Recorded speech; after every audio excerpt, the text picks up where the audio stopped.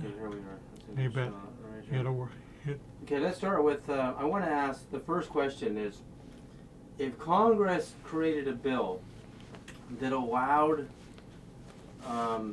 the Science and Technology Committee to go into our defense contractors, would they find technology that could eliminate the need to be using fossil fuels when we consider, we consider crash retrievals and reverse engineered alien craft?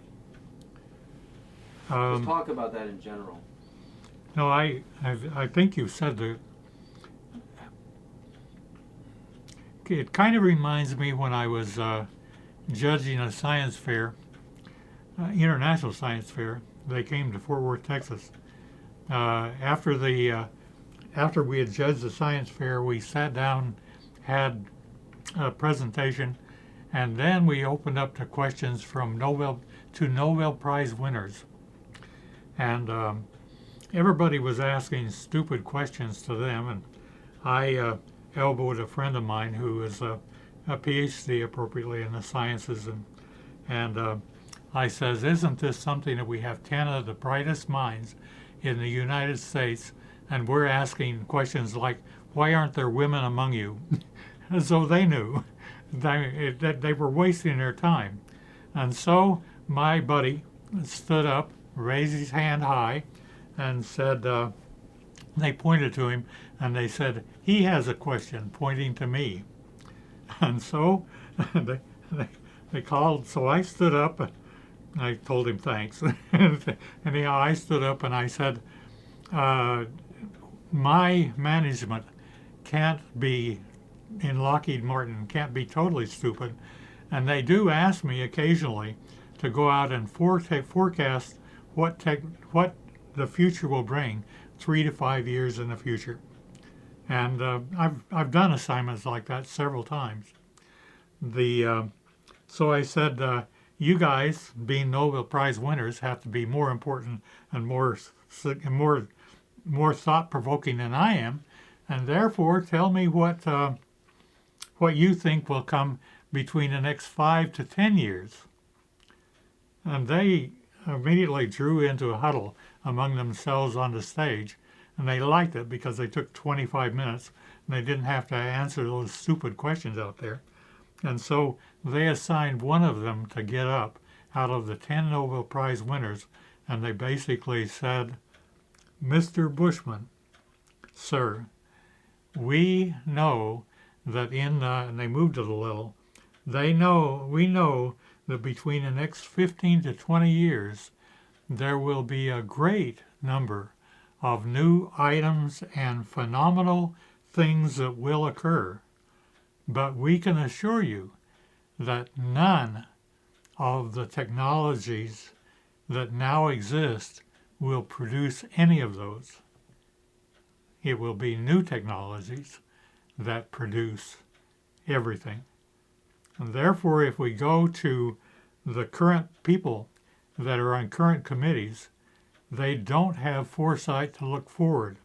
In fact, I've gone to scientific friends of mine, and I've asked them a question like this. Here you are sitting in a school bus, and you're driving a batch of kids forward, and there's a great big rear view mirror, and they look in it hard with great intensity. And I asked them, I says, how are you going to drive this school bus? They said, well, the road has been straight forever. So we're going to just press pedal to the metal and head straight down the road. And I look at them and I say, but how about the curve and the cliff up there just a little ways? And they decide to look harder into the rearview mirror. They do that by looking into all their textbooks and all their laboratory notes and they talk to each other, but they're looking to 20/20 hindsight. I would say that 60% of all the technologists of the United States do not know what a window is. They do not look that direction. And therefore, if you basically want to get somebody who is certified to be the most intelligent person we have. He basically got graded by some professor who basically was patting him on the back for having memorized everything of the past and knows nothing of the future. And therefore, the key item to your question is if the scientific committee is to be used as a criterion to go forward, they will only go pedal to the metal, and we will fall over the cliff, and we will not arrive to the future. Now, I would rather suggest that you liberalize capital expenditure to basically fund those that are demonstrating data of items that are actually above unity, that are new ways of flight, new ways of transportation, but you won't find those in the collective technical community as exists now. But they're trying to get your money, and you have a whole batch of people that are called middle-level managers. And the middle-level managers, they argue among themselves. Somebody comes and says, I want to do this new thing. And they say, I get to be the one. Inside my office, I have a great big brake and a little teeny tiny accelerator. And I want to be the one to step on my no brake. I want them to stop. And they all agree. Middle-level managers want everything to stop, except that will be forced through them. Therefore, the whole thinking of how to get to the future has to be to a very logical, simple concept. The logical, simple concept is follow the data. Theory be damned. If nature is actually producing some results, like the Edwards results, like the Hutchins results, like the O'Leary and his and results that he's working for, you basically build on new data sets for as nature is talking to us. You will go on ahead and create a future. Now, the only reason that I know this is because I've done it. I found that we had a thing called a rocket, and you basically point it someplace and pull a trigger, and it goes that way. Well, I was raised among the Navajos and Apaches, and I found that the rattlesnakes that they loved actually had infrared sights, pits on their cheeks. They looked like little freckles, actually. After I got my first degree, I got my 3 degrees sideways, but that's okay. After I got my first technical degree, I basically went and with a collective group of about 7. Beyond that, it gets to be paralysis of analysis. At any rate, I took the infrared seeker from the snake, and with a technical modification or two, and put it at the head of the rocket, and then I pointed the rocket toward the sky, and I said, do you see anything up there that's hot? It says yes, and it was always an airplane. And I said, therefore, go to the airplane. He says, unlock me so I can see. You're making me point forward all the time. So we put our thumbs up, we unlocked it, and immediately that eyeball of the missile locked onto the aircraft and followed it. And it didn't matter anymore where the guy pointed the tube. He was locked on. And then the guy had to make a decision. Is he a friend or an enemy? And if he's an enemy, he pulls the trigger, it goes out, jumps out 30 feet so the guy doesn't get burned, lights on the missile, and heads on. An airplane, if you pull 7 to 9 Gs, the pilot will faint. My missiles pulled 88 Gs, and I was destroying and have destroyed more airplanes than anyone else that I know in the entire world, because the Russians even copied me and deployed theirs under the name of Strela. Mine was Stinger, Red Eye, then many other. Each service used them. But notice when I started, the word infrared was not used. The word infrared we called it thermography or temperature sensing or other things like that. But once we actually got to where we could have missiles and then later on see in the infrared, I reached back to Herschel Jr.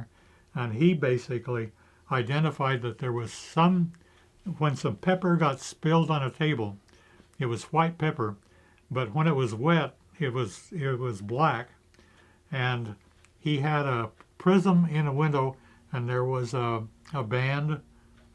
There was a band of the regular spectrum. He had a rainbow coming through a prism, but he saw that underneath the red, pepper dried out, and therefore he said there is something that is inferior to red. It is, we use that to say infrared. Now, my satellites, the ones that I put up there for Howard Hughes, are seeing in the infrared perfectly well, and you people are seeing infrared, and the weatherman is saying I'm showing you 24 hours of cloud cover, and then some of you should say, where is night? Where does that bright stuff go away? Where does the cloud turn night? Well, the infrared doesn't know there's night. Infrared, the snake at night, can run and get its dinner quite well using infrared. Similarly, that satellite can see in infrared. And the infrared night sights that are on the M1 tank are kind of my fault, and the ones inside of the jets are my fault, and where infrared is going on. But again, at the time, we didn't look at the textbooks. We didn't go ask the professors. We basically say, how do I take steps where no man has ever been? A human cannot get a patent, or should not get a patent. Our laws are strange, but a human should not get a patent if another human has done it before. And therefore, a senior scientist cannot know what he's doing because he's going to do things that have never been done before. Therefore, we go forward, and I have a total of 27 patents around the top of this room, and each one of them is in items that humans have never done before. And one of them I wanted to stop, but a dear friend of mine has pushed the technology forward, and now we have an energy beam that can basically stop cars and airplanes, and the electronics will burn. So we are trying to figure out how to handle that, and no government agency is on this, nor is there a company involved. We do have it in operation, however. Two automobiles don't work anymore, and an airplane doesn't function anymore. And we've seen a drill just smoke when that beam was aimed toward it, just plain old caught fire. Interesting, huh? Very. But so, thinking of even that, with the advent of UFOs showing up in the 1940s with Ken Arnold and chasing them all over the country, really, did we use any weapons to shoot down ET craft, to your knowledge? well, it's the most significant way of saying that is that it's rather interesting when I really ask the people that wander in those areas, like my consultant, the people that wander in those areas, I ask another question, which is basically, when you get inside of those craft, are there a batch of electrical wires going around? And is Edison's light bulb up there? And is the fluorescent light bulb operating? In other words, did they know how to use electronics? And the answer is no. They don't have all the stuff we call wonderful in electronics. But the walls tend to glow periodically. The whole wall, not just a little spot that turns hot and does that. And nevertheless, I don't. All I know is that my consultant number 2 informed me very well that he had a friend of his that was a pilot, and they had sighted one of those things on the radar, and they requested that he take the fastest airplane that we had at the time in 1947, and the propeller job, and to take it out and fly and see what he saw. And he, being one of our ace pilots, went out and saw it, and it was simply going back and forth in front of him. And therefore he called back and he said, "Well, guys," and he said, "Yeah, we see you, and we see it. Do you see it?" He said, that isn't important. Tell me, are there any airlines around, or is there anyone flying a Piper Cub? Is there anyone else around that is like a friendly?" And they said, "No." And he said, I therefore request to shoot it down." And they said, "Why?" He says, "Because it's beginning to take off and leave me, and I have the fastest airplane produced by the United States of America, and no one else is better than we are, and therefore I want to shoot it down. It has to be an enemy, because you have already told me there are no other friendlies." And therefore they said, "Well, you have one of the latest weapons that we have at the time. Head right on, and you're granted." And so he shot it. It came down. It came down, and it lit close to where there was a road. Being a pilot, he went on ahead and landed. And at that time, there was a hatch or a door that was open, and one of the little guys, around 4 feet high, Ty, was out walking kind of away from the craft. And rather than going toward him, he walked toward the craft. As he walked up it, he saw that it looked silvery, like aluminum or silver. But when he stuck his head inside, he was rather surprised that he could see out, as though there were no metal at all, as though everything was a window. And he did so. Then he looked around and saw the 3 other guys that were dead because he had shot them. And he knew that the military knew where he was, and therefore he hurriedly went out and got in his airplane and took off so that they wouldn't know that he knew what happened. And he didn't have any difficulty talking to my friend, the military medical professional, and I talked to him just last week, and I said, "Is your story still the same?" He said, "Yeah, it sure is." Says, "But I couldn't verify if it was right or wrong until I saw the stuff that you have, and it is confirmation." Nevertheless, also a little bit later than that, a friend of mine was in the military, and he was coming from California to Texas, and rather than going on commercial airplane, he basically checked that a military airplane was flying from California to Texas, and therefore he went up to him and says, "Can I bum a ride with you?" And they said, "Well, what clearances do you have?" No one else had ever asked him that, and he said, "Well, many." He had been cleared for many projects, and as have I, of course. But nevertheless, so he flew, and they landed in Area 51.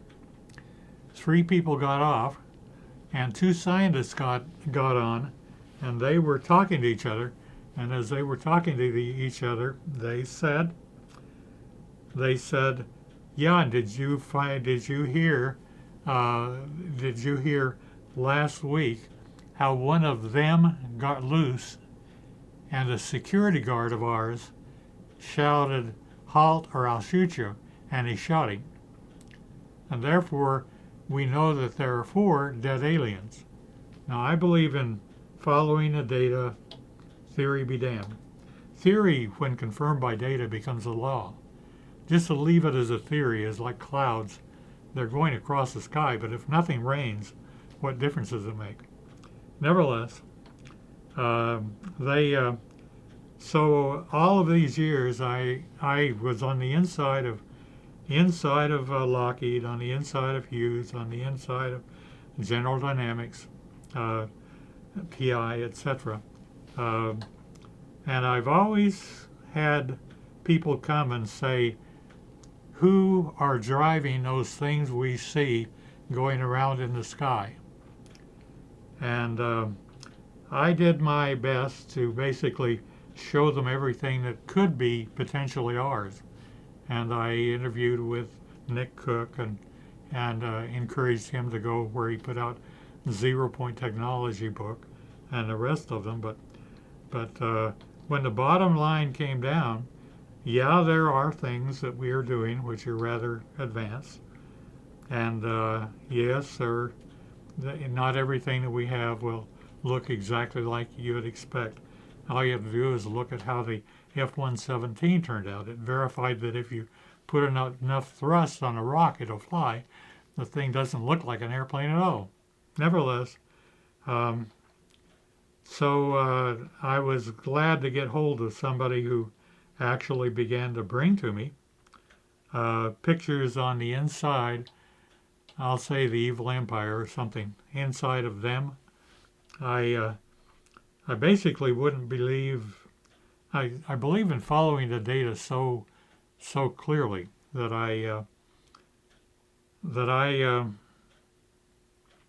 at any rate, I said, yeah, you work there, and yeah, you do, and yes, all those things. But of course, I'd been inside, and I didn't know if what he was talking about was a story or a cover story, and all the rest of those things.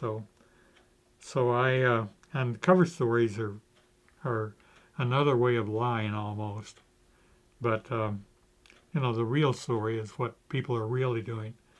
So I basically said, well, okay, can you verify to me that you can get inside of an appropriate laboratory? And I gave him a camera of my own with instructions actually to go through and continue taking picture of an anti-gravity test that we had going, and then if he'd get anything else, fine. And he came to me 2 weeks later and slipped my camera into my pocket and didn't say anything. And I went out the next day and developed it, standard drugstore, hour developing, and I made sure that my camera was not digital. I made sure that I was dealing in a regular camera that had film, so that when I had the negatives and I had the photographs, I could verify that no one had doctored them. And not only that no one had their fingerprints on them except me and him, and no one developed them except somebody that I knew and trusted. And I began to get, first of all, I got a set of pictures out, and he didn't warn me. He basically said,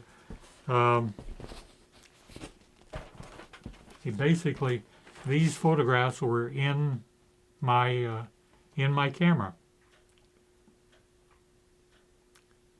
and one of them is an enlargement, and the other one is what I got directly out of the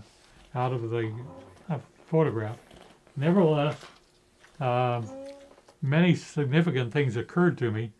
First of all, that I've seen so many hokey things that I wasn't too impressed, except for the fact that I knew that I had more detail than anyone else ever had, and all the rest of those things. So I told him, I said, fine, if we're going to go this way, do realize that you're dealing with a scientist.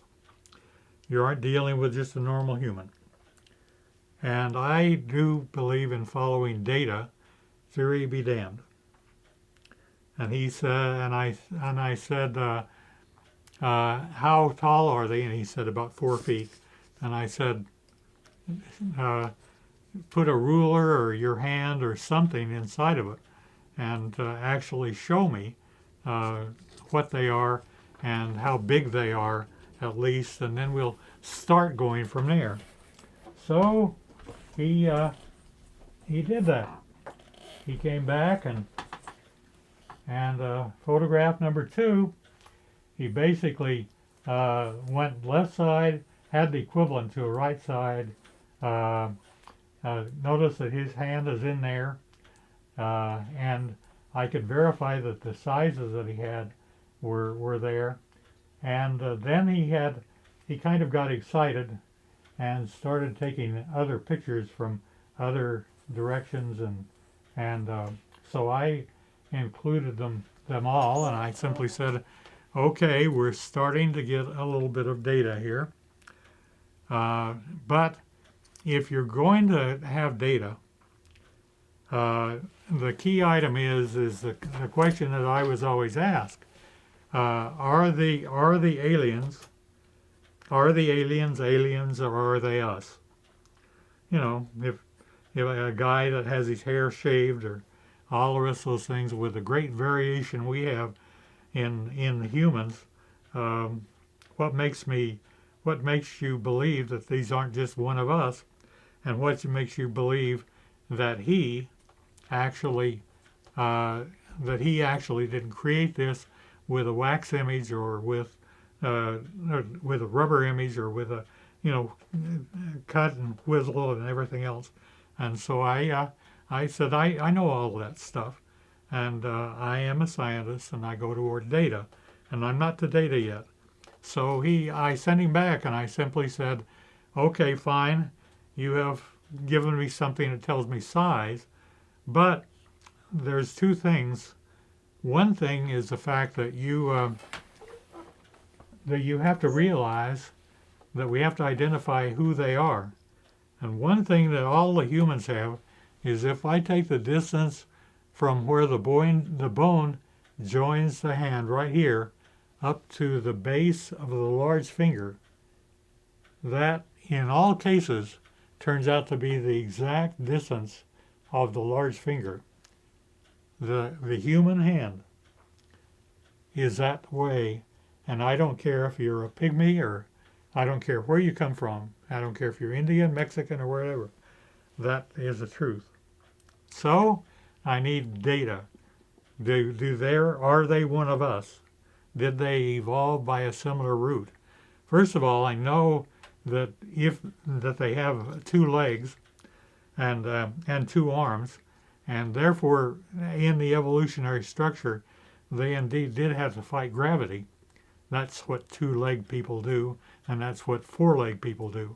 Is all they're doing is trying to fight gravity in order to find out to make a way to make a living. At any rate, notice that the fish don't have to fight gravity, and therefore they don't have 4 legs, and they don't have 2 legs, and nevertheless. However, as soon as they got out to where they couldn't use buoyancy, they had to have 2 legs. Well, these people, okay, are indeed 2-legged people, and wherever they came from, they had to be associated with gravity. And I said, and there's another fact, and that is that if you will take your own foot, you will notice that we have an arch in our foot. We have an arch, which is an instep in the human foot, and none of the apes, none of the chimpanzees, none of the monkeys, none of them have that configuration of a foot.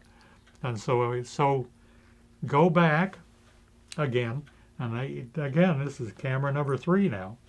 Camera number 3, I gave him, and I said, go back and identify data, and come back to me with data. So he went back. But as he went back, in order to identify where he was going, he sent me by email a photocopy of a person that used to work with him called Bob Lazar. And lo and behold, he sent me a photocopy of something that Bob Lazar does not have, because as he got thrown out of his occupation inside of and it says U.S. Department of Navy Intelligence. It says that his employee number was E, they all started with E, 6772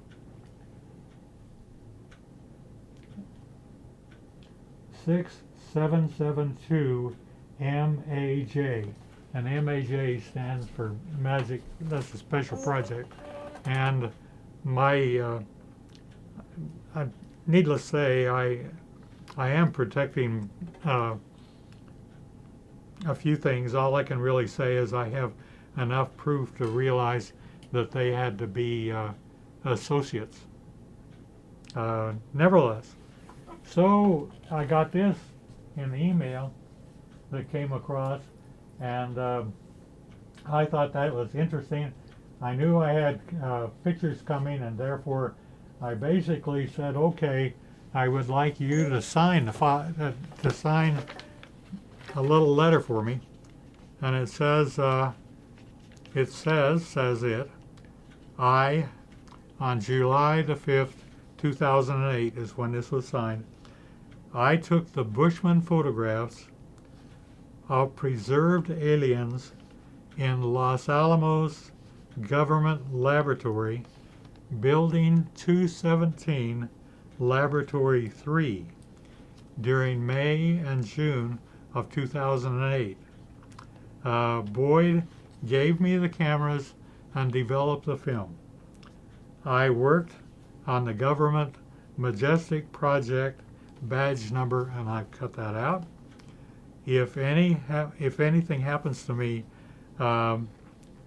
basically, I permit Boyd to disclose the technical material to the technical community. Because these photographs document the pilot configuration of UFO pilots preserved since the 1940s. And then it is signed and dated. So you're saying they're at Los Alamos today? Yeah, they were. I was informed that they were moved, probably from they were moved from wherever up to Los Alamos in about 1951. And needless to say, this is following autopsies, etc. Nevertheless, a little bit later, he came to me and slipped another packet of nice little camera, and this is what I use, kind of like Fujifilm. Nevertheless, it's because it does, and he had photographed everything for trip number 3, and he came back with this. Now remember the little test from here to here, and that distance should be the same size as the big finger? Notice that this person, this item, this individual, this high brain content person does not follow the human evolutionary chain. To have us, well, we had 3 times that we tried to get evolved.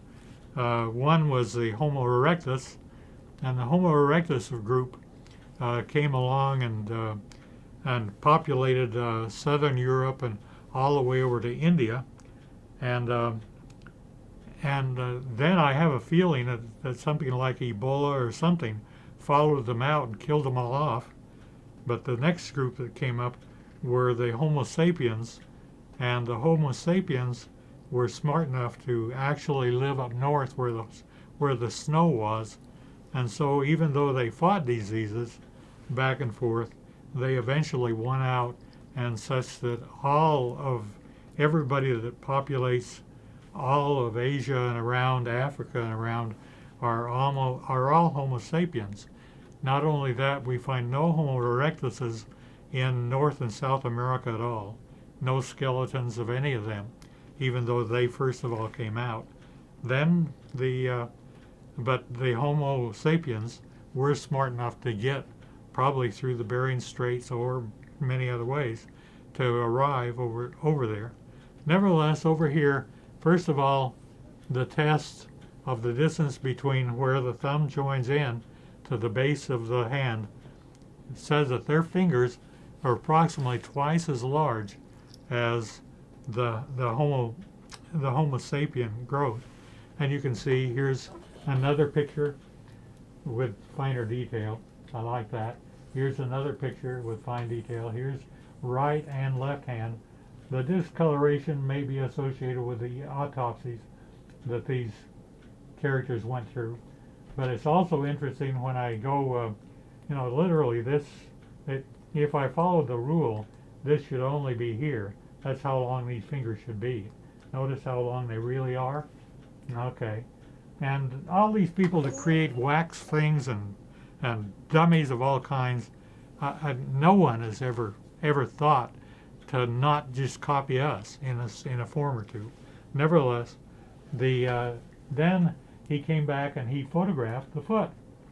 Well, the foot has something like an incept, but as we were looking at it very carefully, we also noticed that here, there, and there, the toes are not separated like ours.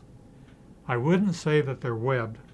I would say that they're probably conjoined, but nevertheless, however their evolutionary structure was, they had a little bit different growth pattern than we did.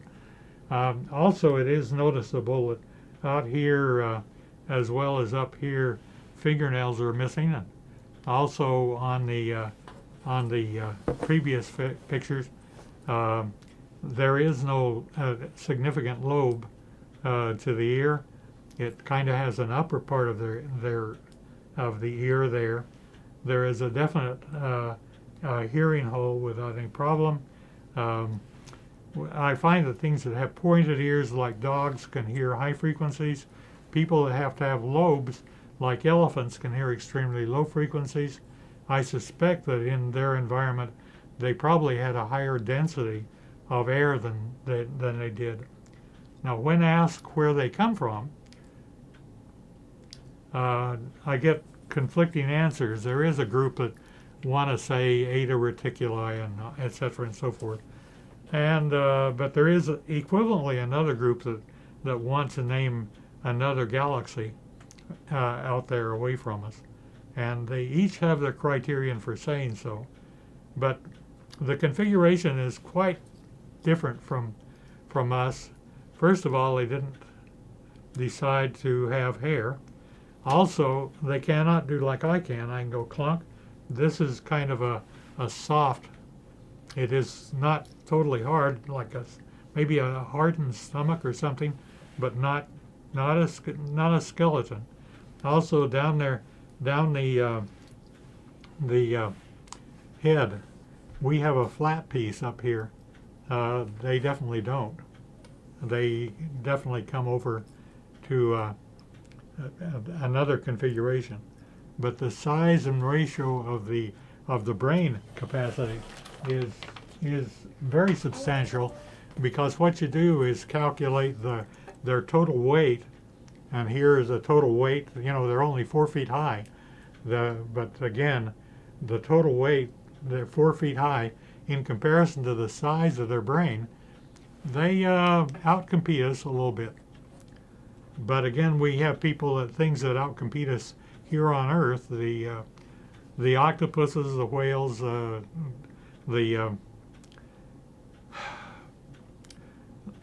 nevertheless, the weight to brain ratio. There's plenty of things that have the brain weight capacity. Dolphins are more than a competitor for us. But the real question is how do they use the brain? And I have a feeling that their ability to actually handle and manipulate things in order to build things such as flying saucers maybe, enable them to do things that are significantly more progressive than we would otherwise be. Now, I also gave him a further assignment, and he went out. Before we go to that one, can I ask you a question? Sure. Did you know Ben Rich at Lockheed? Nope. He was former head of Lockheed Skunk Works. No, I understand. Yeah, because he made a statement at a UCLA alumni speech Yeah. to Jan Harzan, who was a MUFON director in Orange County, Yeah. and was present. And Ben Rich apparently said, allegedly, that we already have the technology to take ET back home. And anything you can do, anything you can imagine, we can already do and more. Do you have any evidence of that? Are you convinced that that may be true? Well, I could go to my next level of proof is kind of in that direction. I went over to my consultant number one. I first of all gave him a camera. He brought it back when I developed it. Evidently, they caught on to what we were doing, and it was totally blank. Absolutely. So, but he did bring several elements which a lens configuration and a coil configuration, and he tried to synthetically reproduce it in order to show our development as being something distinctly different and that we could go on toward anti-gravity and other things. And his configurations did verify that there is lift. Have enough data there that shows that. Their configuration plus the lens was able to get the hair on his arm to raise all the way, just like it was static electricity. They tied onto the coil. It also went over, and with a little preamp here without any batteries, of course, it lit a light bulb. Okay, and then he went over and threw the switch, and the light bulb stayed lit. And then he went over and turned off the power to the house, and the light bulb remained lit. And they are trying to break down elements, what this is really constructed of, and what this is really constructed of, just the center part of it. And they have yet to identify precisely what it is. Other than we do know that they're moving forward rather well, and they're worried about a few things, like when they get out there and move out. If they go out extremely rapidly, I wanted to say at 3 times the speed of light. The real question that they have is when they come back, will everybody else have aged and they won't come back to the same universe? Now, that was said by somebody who actually was considering it in their head how we wish to go, because I do have a little list here that I wrote as they were giving me the names of the spacecraft we had. And in our possession. In our possession. So have we reverse engineered the spacecraft from Roswell?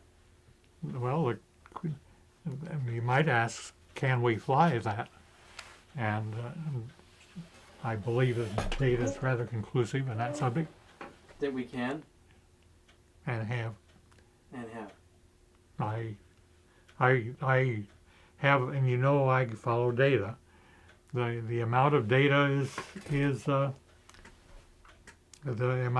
substantial. But you know how anti-gravity works yourself from what you showed me last time. Well, I believe that force equals mass times acceleration, and that we do have 3 forces that we have yet to really investigate. And we do know that one of the next forces is indeed anti-gravity, and we see it occurring every day because we find that galaxies are shoving each other apart.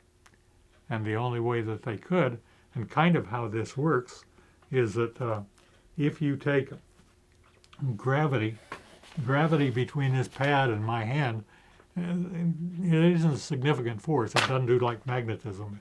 It doesn't do like electricity. But if I made this tablet the size of the moon, then all of a sudden gravity would turn on. And when gravity turns on, then all of a sudden you start having things like universes and galaxies.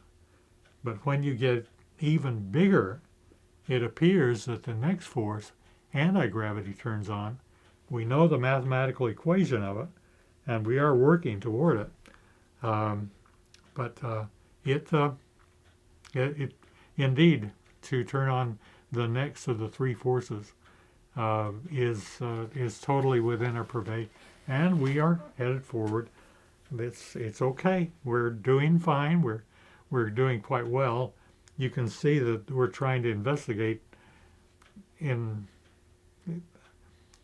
that. I do want to refer back to remember the whole concept that Bob Lazar said about element 115.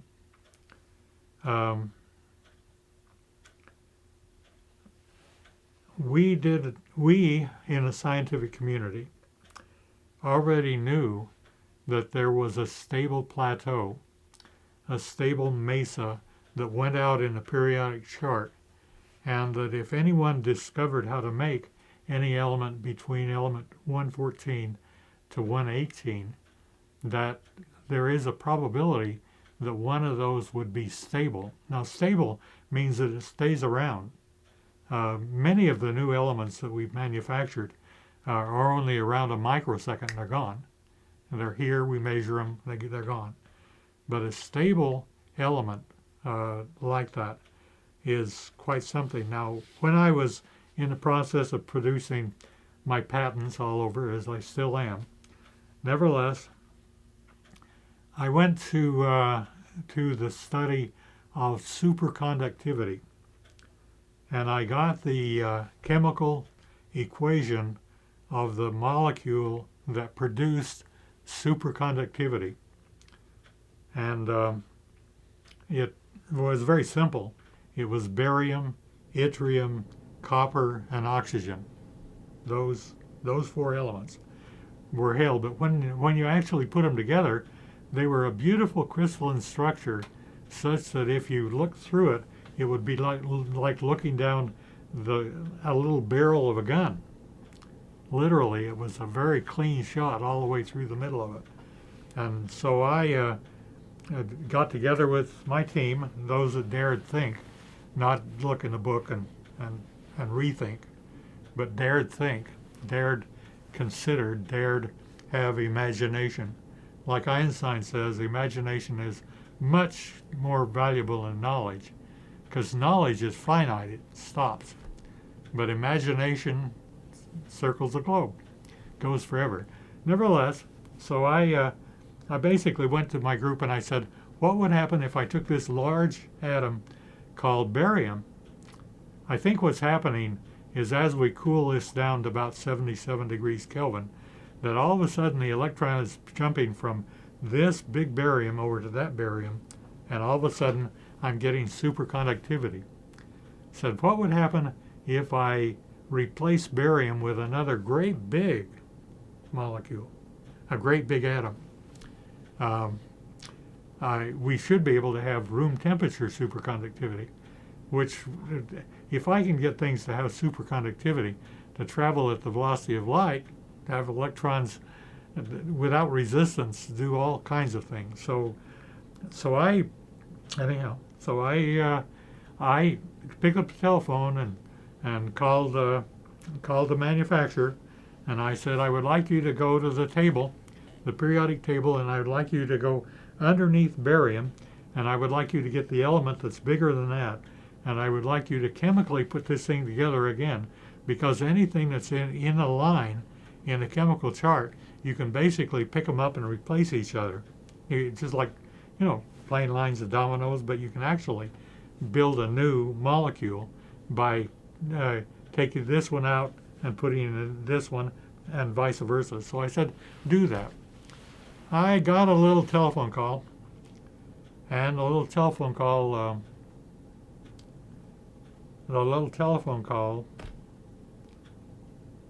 said, Boyd, you realize what you asked us to do?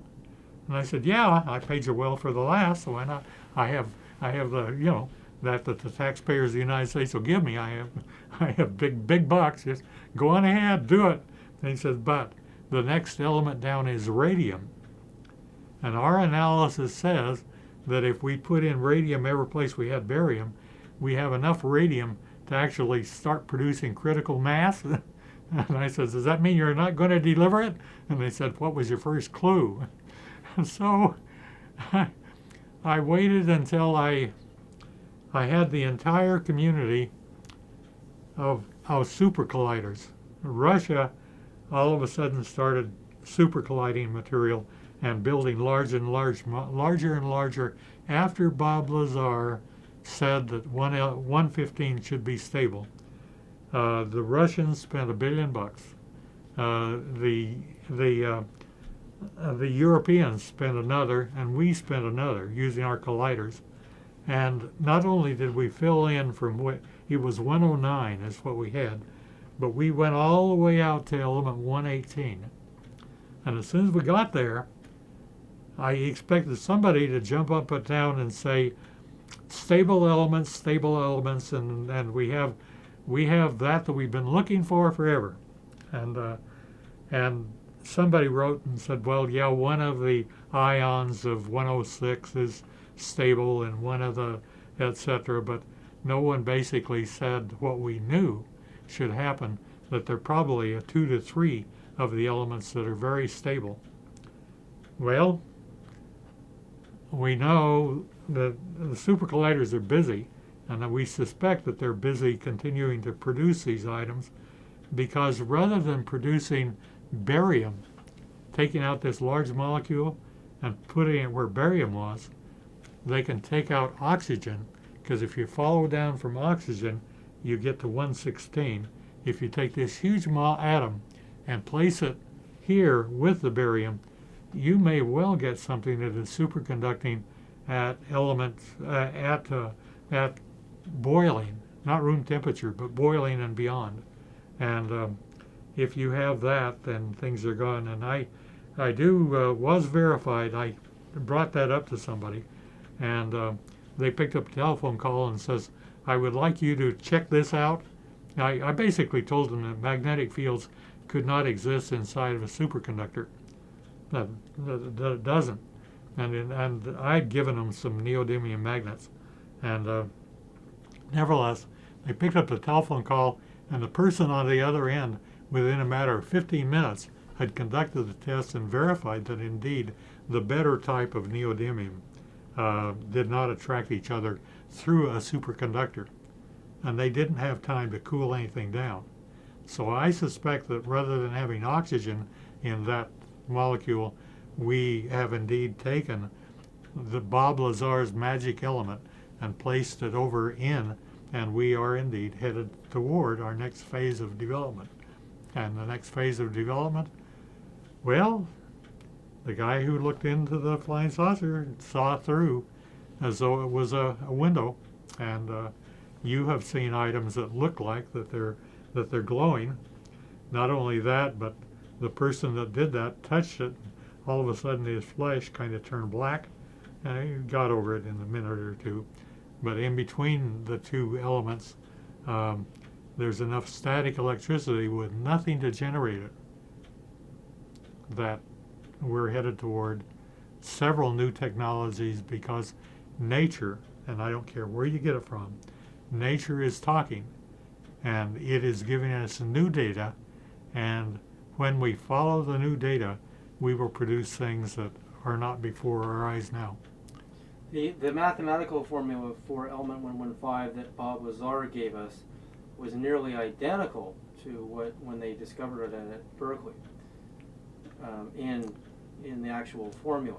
Well, they paid him well enough to work there. Mm-hmm. But he also couldn't, Bob, at least by his badge, he was not able to have access to particular areas of the craft. And because of that, well, he is rigorous. He didn't say anything he basically says, I don't know what happens up here. When he said that, he honestly admitted that something might be happening above which causes things to be controlled, and maybe even the effects that he saw to be operated, but from parts that he was not allowed to investigate. And that's okay, because over in that world you do segment people, but Bob, at least to the best of his ability, tried to identify where things were. I had to divide out where he was speculating and where he was really saying what was data. And I liked his format. Actually, I like his format of speculating, but it was theory, not data. And then his data is, it does imply that we need to get busy and head several other ways, but the scientific committee that the United States government is funding to approve money isn't smart enough to understand even how to start to fund any of those things. It has to be the people that have actually produced the new data. They have to be encouraged and paid to go on ahead and develop the, you cannot, a girl that has a new baby should be allowed to be the mother. Not the committee that says we can produce a hospital so that people can have babies. We never allow the doctors to raise the kids. Similarly, you have to take the scientists that are producing the new data and encourage their strange mind, where imagination is over 50%, and they're following sometimes an obsession. Now, the problem with obsessions is sometimes it goes nowhere, but but they're feeding so much. They're actually feeding friends and making sure that particular salaries continue on from generation to generation, and they're actually producing and refining old books, saying the same thing over and over again. What a huge waste! What an absolute! But to actually go where any new verifiable data, not because somebody says something, it actually produces data, then you fund that. And you don't have to fund huge quantities of money either, just enough to keep it going to its next development and allow the team of approximately 5 to 7 to get together and grow.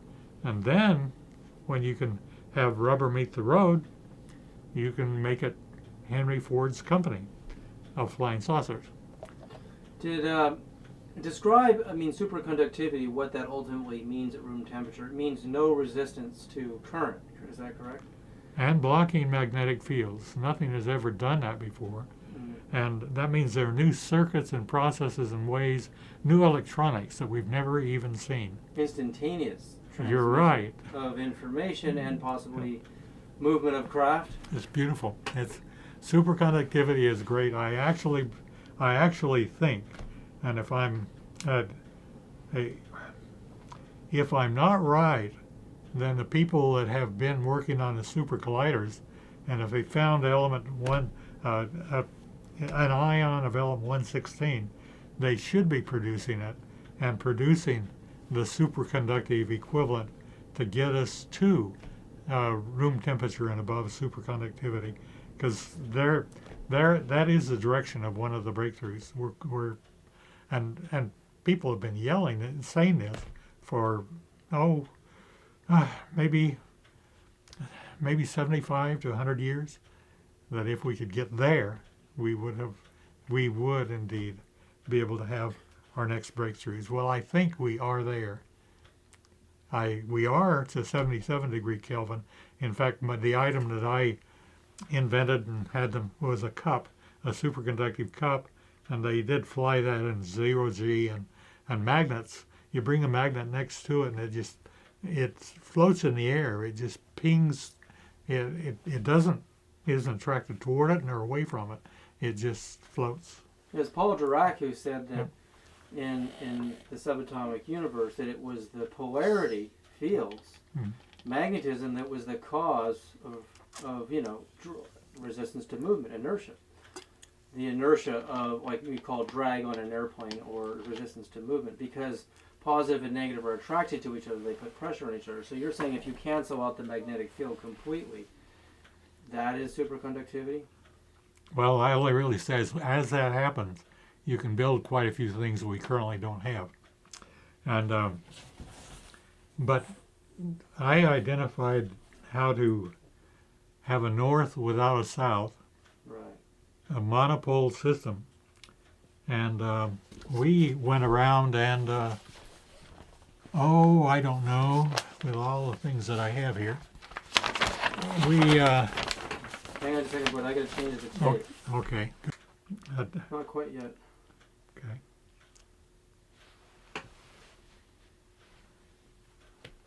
Okay, now we are. Okay. As I had a patent which I put out, this is, I will block off the aliens over a little while if you don't mind. That's I'll okay. I'll zoom in on it, actually. No, they stare. Right there. I'm right Okay.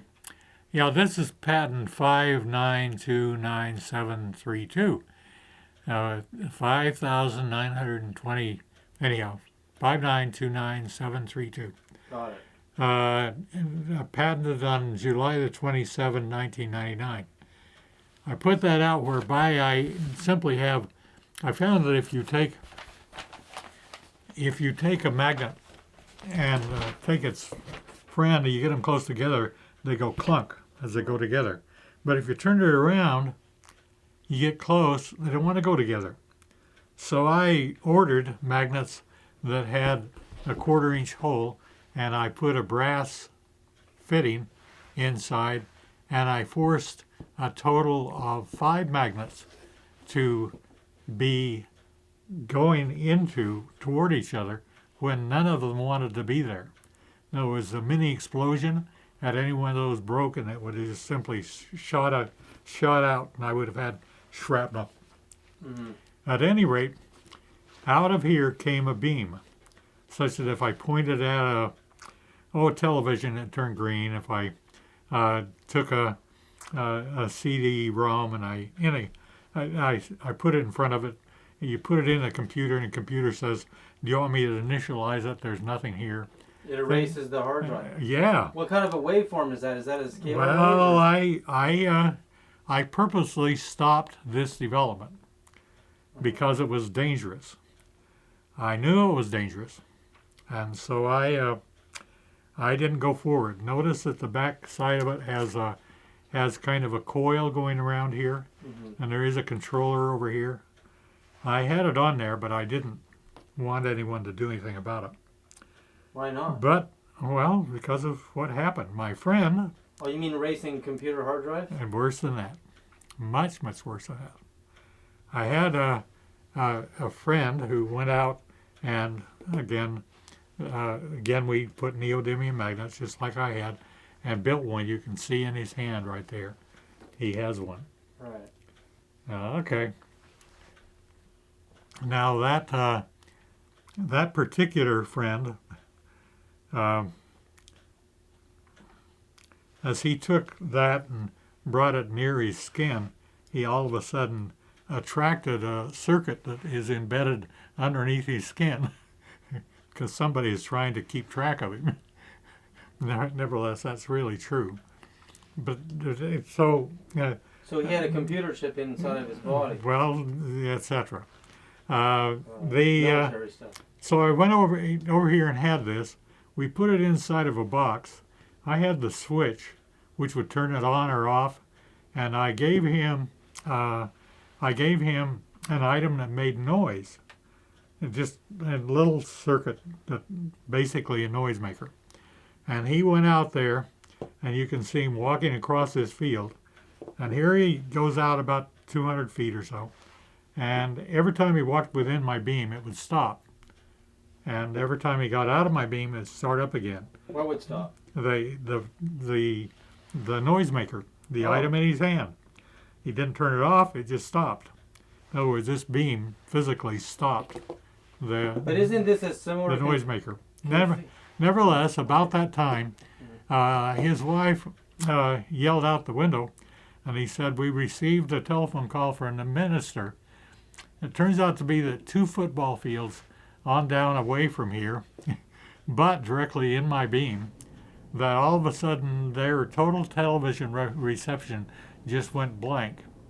And, and so she was yelling at me through the window, and so I reached over and shut it off, and she says, "Oh, never mind, it came back again." And She turned it off. Right. But isn't that a Not only that, but this same beam was aimed toward 2 automobiles, and major critical parts of their electronics burned, and was aimed toward an airplane, and the critical parts of its electronics burned. You mean and- airplane in flight or on the ground? Well, this was I don't believe I told you it was dangerous. Yeah. I always knew that I could put this little device in my briefcase, and I could walk past my F-16s, fight the best anyhow, and it would degauss the entire computer. The brain. Yeah, and all of a sudden they wouldn't know where to fly or nothing, and I just simply would walk past. I knew that, so I stopped that development. Right. Well, he went on ahead, and with nothing more than making it a pulse device, verified that I was right, and it's kind of like the inverse neutron bomb. The neutron bomb all of a sudden goes off, and all humans ever place die, but the cars and everything else they're operating Right. The perfectly hydrogen well. bomb. Right? No, the Neutron bomb. Neutron bomb. Right. Oh, that's the one that does Yeah, that's right. The neutron radiation. That, at any rate, this causes the cars and everything else to stop, but humans operate perfectly well. It's the inverse. But unfortunately, I knew that as this develops, I can basically cross any frontier I want, and they can't send helicopters after me, airplanes after me, tanks after me. I can make them all stop at quite a decent distance. Oh my God, that's amazing. But You're on right. top of that, you produced anti-gravity the same way with the opposing fields. And the patent is there for anyone to buy for $20, but the application, the application is now going forward, and I suspect that the next phase of development will be there. That should be. Yeah, I'll stop the tape. I think we've been going very well. Yeah, very good. Well, you can see what we've done. It's just Well, I wanted to ask you a couple of questions here, and you can either answer them or not. But the first question: have you seen the Roswell craft yourself, or the blueprints to it? I've even selected not to. I find that the human mind can, especially in the scientific community, unless you can basically show them something that can't be done any other way, they don't believe it. And that's kind of the reason that I ask myself, what is the critical, crucial evidence? And I finally decided that I should answer the question that everybody's been asking me for years. They say, who is flying those things? No one ever said there weren't things up there. And they knew that as far as I was concerned, to have dots in the sky really didn't mean much. The closest I came to a radar operator. I was flying back across the country from, I don't know, from Washington down to Texas. And he was next to me, and I looked at him and I said, where are you stationed? Here. And he told me. And what radar assemblies do you have? And I said, you reach out there quite a ways, don't you? And he said, yes, I sure do. And I said, not only that, you just happen to cover southern and middle of Nevada. And he said, yes, I do. And I said, have you seen anything that goes in your screen and comes and exceeds your range gates beyond what anything can fly? And he looked at me and he said, if you're smart enough to ask that question, you know the answer.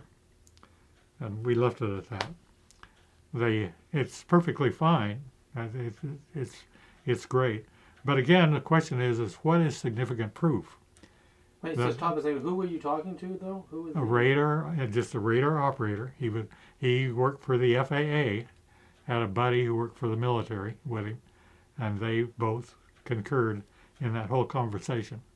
And so, yeah, to have things out there that are flying, but indeed the but even that is not significant.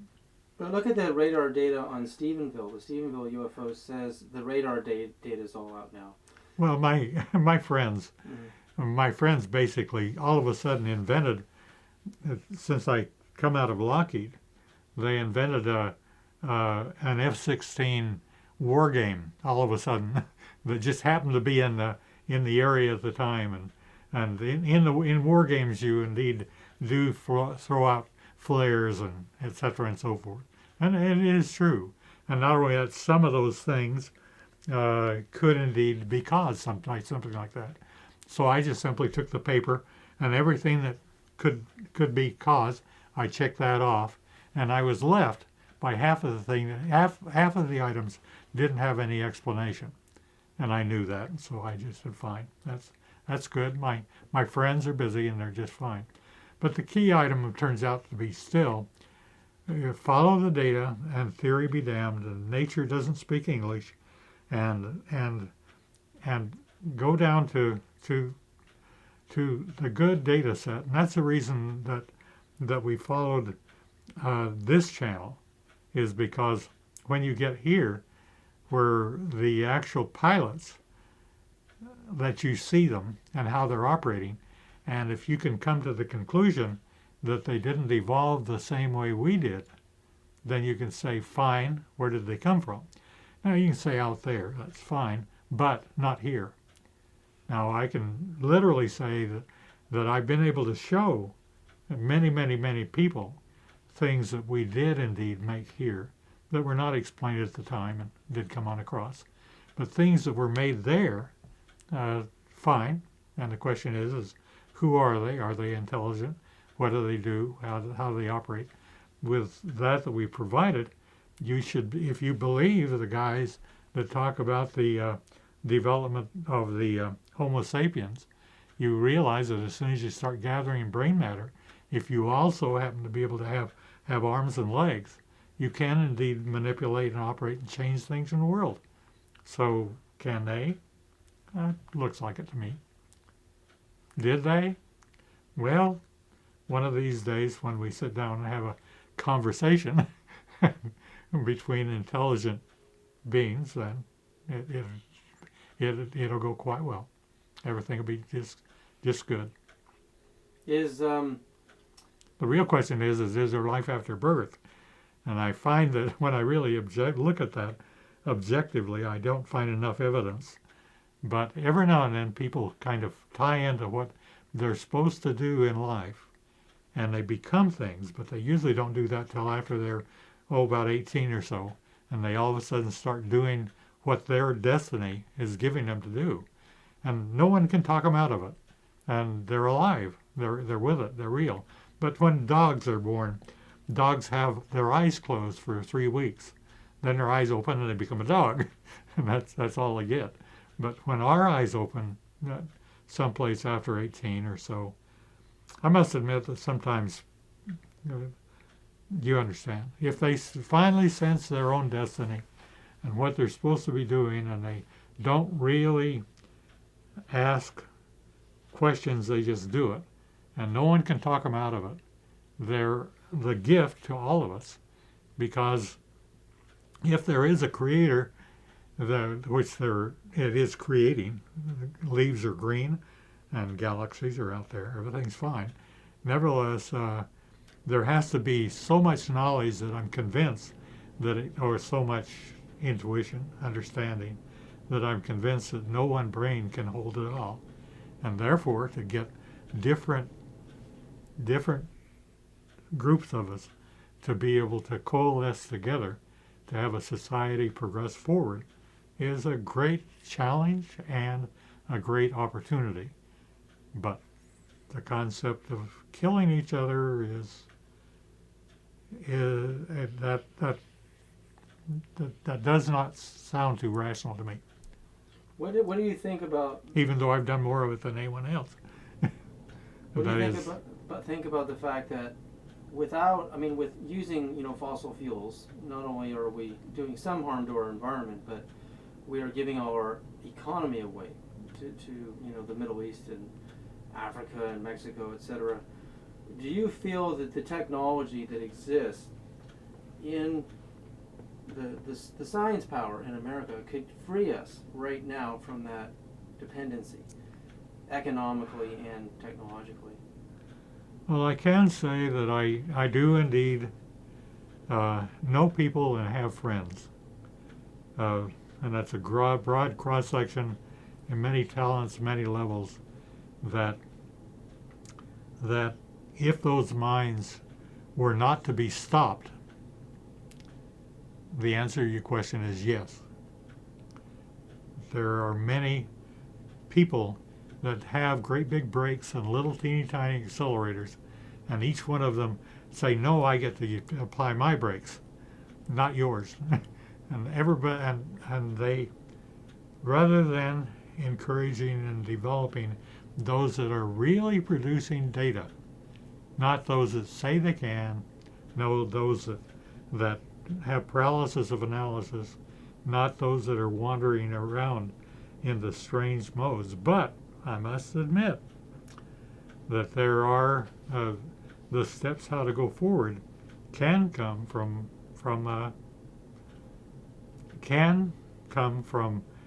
well, we call it the imagination. Einstein said that knowledge is finite, limited, but imagination circles the whole world. I don't know if Aristotle's he called it metaphysics, is imagination or not. But there has to be something that can step on before, and you can gather data from areas where you don't think there's any data. But when the data actually arrives, don't stop the person from making it a benefit for all of us, just because you don't know what it is. To continually push it. We did have I don't know, I was going to go toward a direction of the pictures that were taken. I have another one that does show that they may have another form of appearing to us, and I have some data that shows that form of appearance. Do you want that to be done? I can understand that. I'm gonna get, if you send me the film, you can talk about it right now, but you don't have to hold it up because it's easier for me to insert the film. But yeah, talk about that. It's very important because you're looking in the invisible. Well, unfortunately, I do have to. Okay. I took this picture. The rest of the pictures were taken by my friend in Los Alamos. Anyhow, I took this picture. Okay, now the most significant thing of this picture is something that shouldn't have been in the picture. I am a scientist, and I'm a senior scientist. I know when lenses are operating correctly and when they aren't, and what can happen just by chance. But there are things that are occurring here which are very interesting to me. After we looked at this picture, it appears that here's a thing, if I call it arm, and if I call that leg, and I call this leg, and I call this eyeball, and if I said there was another one, but due to the fact of that white, you can't see it too well. And if I basically looked over here, and if I said hand, notice that that hand is very similar to the hand that we just showed you. It would imply that this might be able to appear like this. Now I must admit that I've had many pictures like this that I threw in my circular file. In other words, I trashed them. I've had pictures of family pictures where all of a sudden a guy had been married before and his wife died quite young. The rest of the family came from wife number 2. In that particular picture, there was the entire family, but wife number 1 or something was on the other side of him. Okay, but it appeared like this. It appeared foggy and all the rest of those things, and those things don't mean anything to me. But after looking at this picture for a while and realizing that I follow data and I don't follow theory, I all of a sudden realized, very startling, that right around here in this section of the picture, right in that, and it's over here too, it's over there too. I duplicated that several times on purpose. I like what happens up here.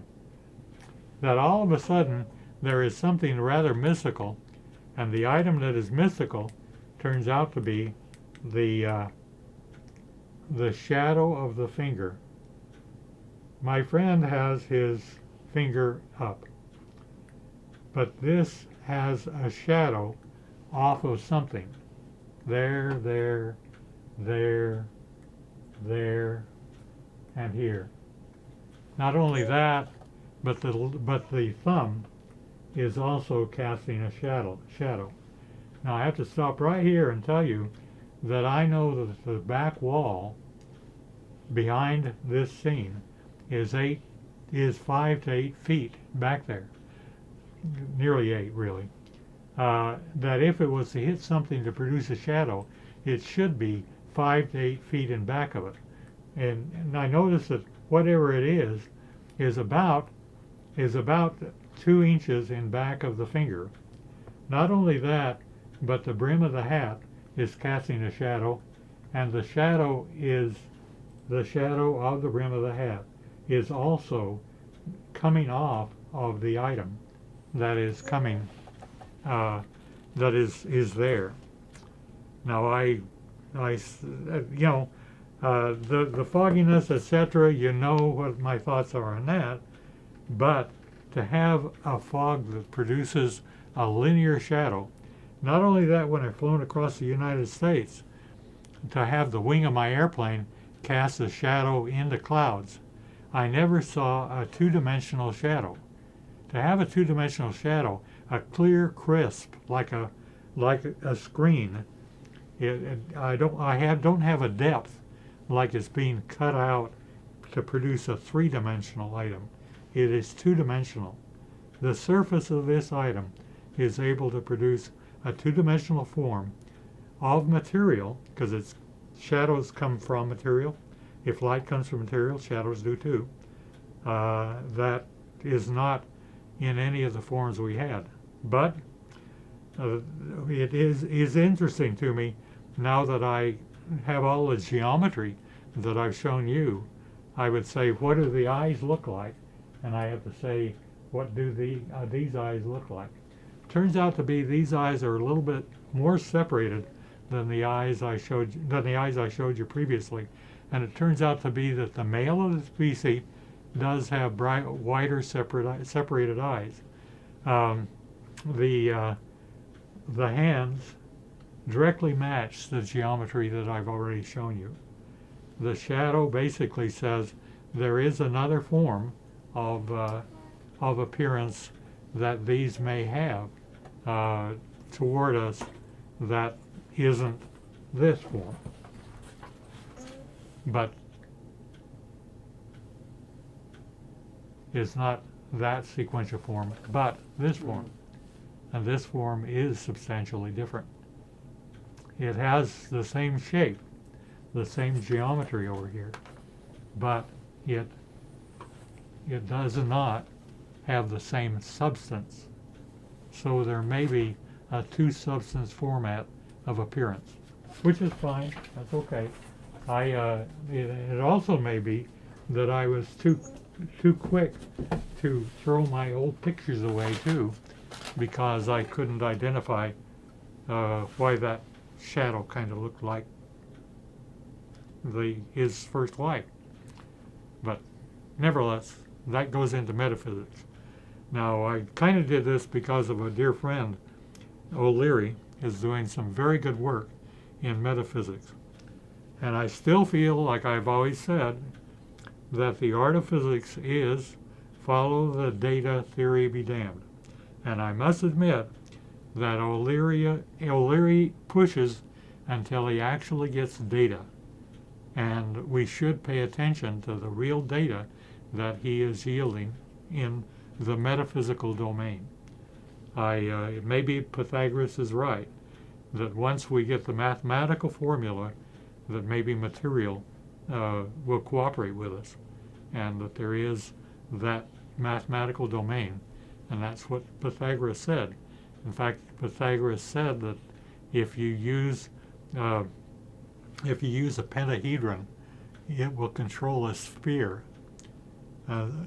So a spherical element, if you put a net, which is a pentahedron on it, which is 12 five-sided items, strangely enough, if you put one of the points at the North Pole, another of the points of the South Pole, you'll find that every one of the other points arise at a significant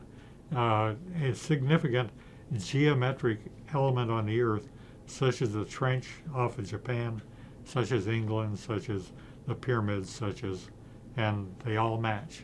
Nevertheless, that's following the data, and I just wanted to see if Pythagoras made any sense. And he seems to, but I don't know what to do with it. I feel like a dog who would bark after the car, and all of a sudden he caught one. Now what does he do with it? But that's okay. I don't believe in following into the trap of paralysis of analysis. A very dear friend of mine told me, who was vice president of Alice Chalmers Corporation, he told me, Bushman, nothing is of value unless you can materialize with it. In other words, get where rubber meets the road, and then that's where you should spend your time. I would only add to that to let the new data try to materialize even more and have our new world form in front of us is what we need to be doing. I have modified the world 3 times, and we didn't have satellites before me, we didn't have missiles before me, we didn't have so it's okay, but there aren't too many.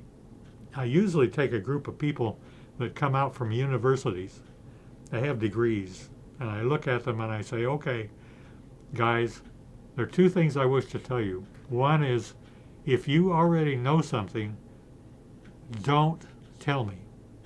If your professors actually have the answers in the back of their book, don't talk to me.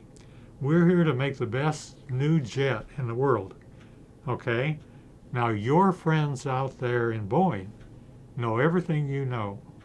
Your friend over to McDonnell Douglas, except I still like to keep them separate, and they are, know everything. European Airbus and French and English know everything you know.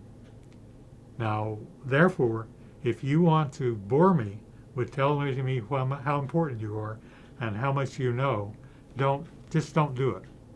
But, on the other hand, if next Wednesday or so you all of a sudden wonder about something, but do not know, you really wonder about something, and then let's talk. Let's get together and talk. And I usually, out of the group, get about 20% that I can take on, and we can start modifying the world. The rest of them, I turn them into computer scientists, and they get lost in infinite do loops, and we give them a gold watch and send them off into retirement. Okay, I've had my say. That's great. I have one more question. Why can't presidents even and senators touch the ET data Why can't they see it? Who stops it from getting into their? Well, the majority of them request that. Literally, there's they really want to have plausible deniability. There are particular areas that they don't want to say that they got dirty in, that they don't want to be, they really, after all, happiness is a positive cash flow, and if they can't make a buck out of it, why should they care? They're getting a salary, their wife is, and their kids are, and they have good insurance, and all the rest of those things, and if they can have the crazy scientific group out there doing their thing, they shouldn't necessarily care. But they shouldn't send the crazy scientific group out there without all the support in the world in order to yield the new crop of technology that can be granted us. No, everything that we have that's new did not come from Area 51. But on the other hand, there's a great number of things that we scratch our heads about that once we know, we'll leave what we now know behind. And it will come from Area 51 and the whatevers. But I don't think we've begun to scratch haven't gone to the bottom of that bucket. We haven't even approached it. When we actually find that many of the components are made using elements we don't know, then how can we say we need to do that time and time and time again? We need to go back to kindergarten and find out how to make elements again. You're saying that we don't even have the right scientists working on the data. I'm saying they aren't supported properly. The right scientists are not supported properly. Exactly. It's just like I said before. Lack of money will kill science. I've seen technologies die because of lack of money. Just like watering a garden, you keep it watered, you keep it growing, and you get the benefit from it. You don't overwater it, that's called a flood. You don't underwater it, that's called drought. You water it, you bring it along. But you don't allow some idiot to just decide to stop because his brother's not over there.